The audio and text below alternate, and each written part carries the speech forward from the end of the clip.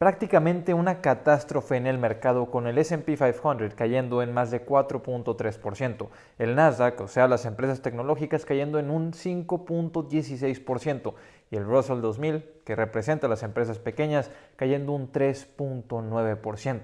Pareciera que el mercado completo se mueve con la volatilidad de una acción en su reporte trimestral, y esto por el reporte de inflación. Hola y buen día inversionistas, yo soy Bernardo y esto es Creciendo Capitales. Bienvenidos a un video más en el que hablaremos acerca de qué está sucediendo con la inflación y por qué es que esto logró tumbar al mercado tan fuertemente.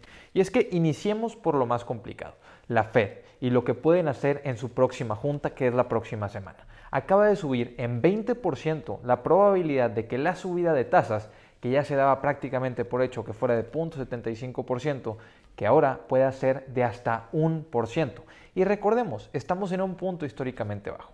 Las tasas de interés de los Estados Unidos, que se han estado subiendo constantemente para poder luchar contra la inflación, están en un 2.5%.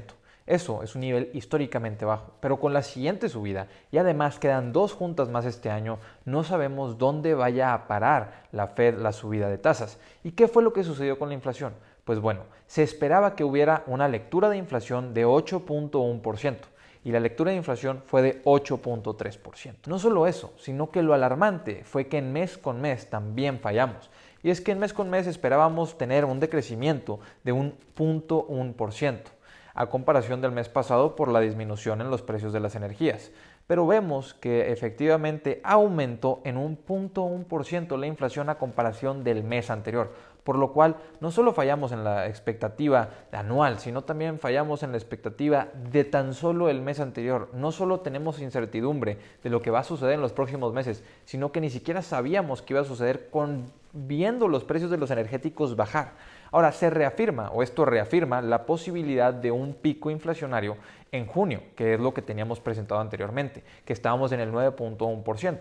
De 9.1% pasamos al 8.5% y pasamos después al actual 8.3%, lo cual nos muestra una clara trayectoria de disminución en la aceleración o en el porcentaje inflacionario.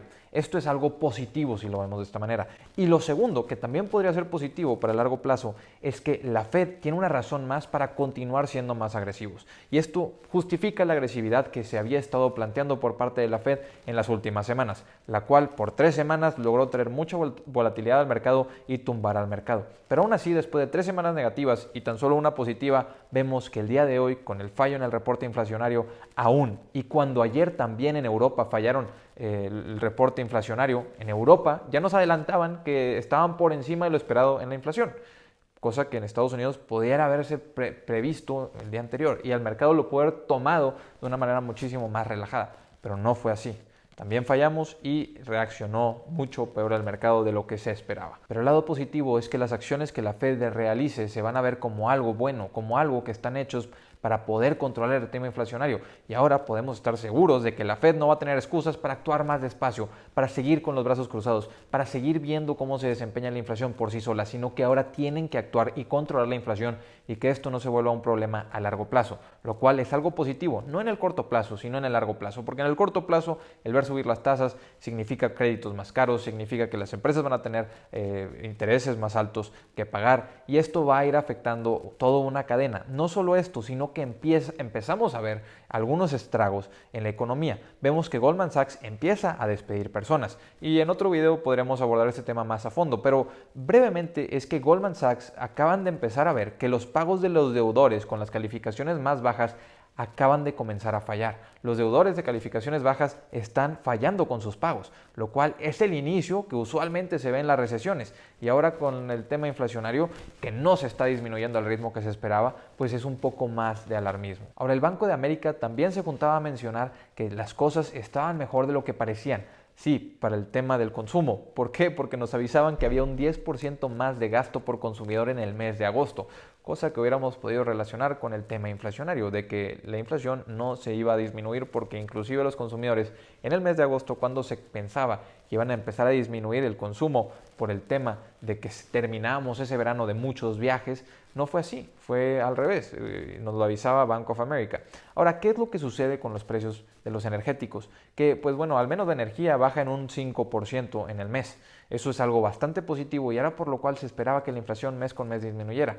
Ahora, estamos hablando de que la gasolina, comparación del mes anterior, disminuyó en un 10%, también algo bastante bueno para el consumidor final. Pero, ¿qué pasa con los servicios de energía?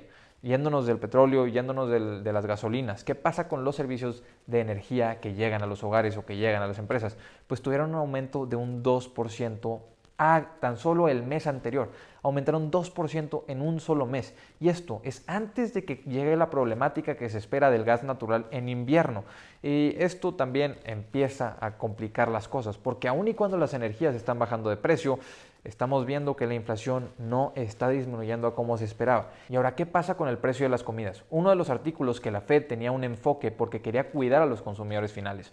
Pues bueno, nos damos cuenta que la comida también sigue subiendo. De hecho, ha seguido subiendo constantemente los últimos 12 meses.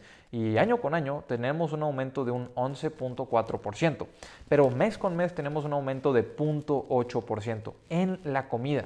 Por lo cual ni siquiera ahí estamos viendo un beneficio para el consumidor. Y ahora el tema de shelter o de vivienda y rentas, normalmente es un indicador que va muy atrasado y así lo conocen los analistas, porque los contratos de renta se tienden a renovar una vez cada año aproximadamente, por lo cual el consumidor no va a notar esa subida en el precio de su renta sino hasta cierto periodo en el año, por lo cual va aumentando paulatinamente porque va aumentando conforme se van renovando contratos en el año y así es como después se da cuenta el consumidor que el costo de su vivienda ha aumentado pero hasta cierto punto en el año.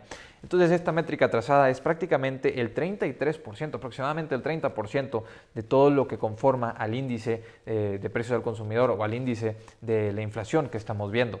Por lo cual la subida de mes con mes de la vivienda fue de 0.7%, el aumento en lo que va del año o el aumento de los últimos 12 meses fue de 6.2%, algo elevado sí, pero probablemente también atrasado y veamos más subidas en lo que conforme sigue el año.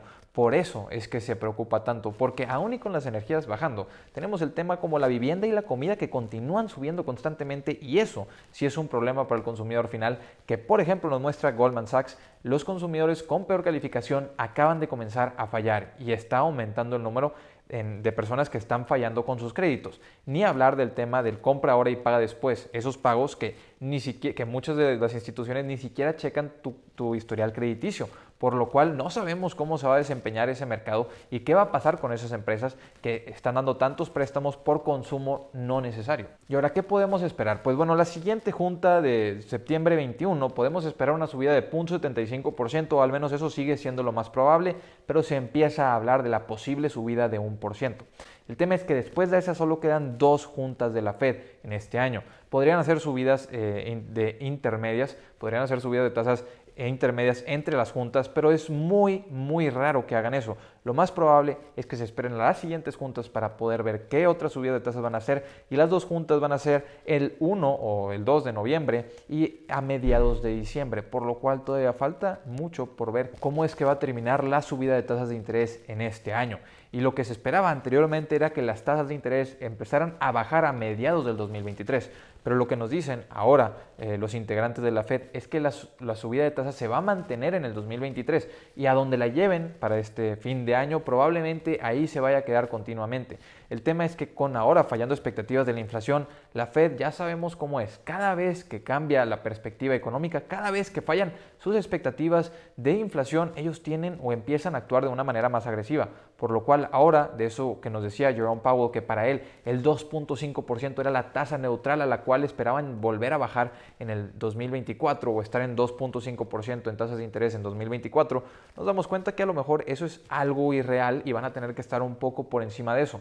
Todavía no lo sabemos, porque no sabemos si efectivamente va a haber un invierno tan complicado como se plantea, pero de darse esta situación, podríamos ver una Fed que se vea forzada a subir las tasas por encima de ese 4% que tanto pedían algunos inversionistas como Michael Burry y como Bill Ackman. Y para poder concluir este video nos hemos dado cuenta que no necesariamente todo ha sido malo. El consumo, al menos ahí nos lo menciona Bank of America, que está El tema es que no queríamos tanto consumo porque eso está afectando la tasa de inflación, pero si queremos cuidar la economía de los Estados Unidos, que se mantiene en su mayoría, en su enorme mayoría por el consumidor, pues queremos que siga habiendo esa salud. Nada más que esto debe de ser conforme se vaya mejorando la cadena de suministros, que ya se ha estado mejorando. Y se mencionaba que el precio de los energéticos era lo que más estaba impactando a la inflación, pero ahora que empieza a bajar el precio de los energéticos, sigue ahí la inflación, sigue más elevada de lo que se esperaba, y la Fed ahora sí tiene excusa para actuar fuertemente y ya también hablan con esa mentalidad. Por otra parte, hay otras cosas positivas como el tema de la logística, que ha estado bajando demasiado de precio el traer productos de Asia a los Estados Unidos. Eso es algo que a largo plazo va a ser sumamente bueno para la cadena de suministros. En estos momentos las cosas se ven complicadas y sí, en estos momentos la mira está por sobre la Fed y cómo van a actuar ellos la siguiente semana. Entonces no tendremos que esperar tanto tiempo con mucha volatilidad, sino que hasta la siguiente semana en la subida de tasas veremos si esa sorpresa del 1% llega o si esa tan esperada subida de 0.75% logra tranquilizar al mercado. Inversionistas, un día bastante complicado en la bolsa, que otra vez se movió prácticamente como si fuera una empresa, y no cualquier empresa, sino una empresa volátil, que en un día puede caer un 5% por la lectura de inflación. Entonces, inversionistas, hasta aquí les dejo este video, les dejo el grupo de Facebook en la descripción por si quieren ir, les dejo el Instagram, el Twitter por si me quieren ir a seguir. Nos vemos a la siguiente, hasta luego.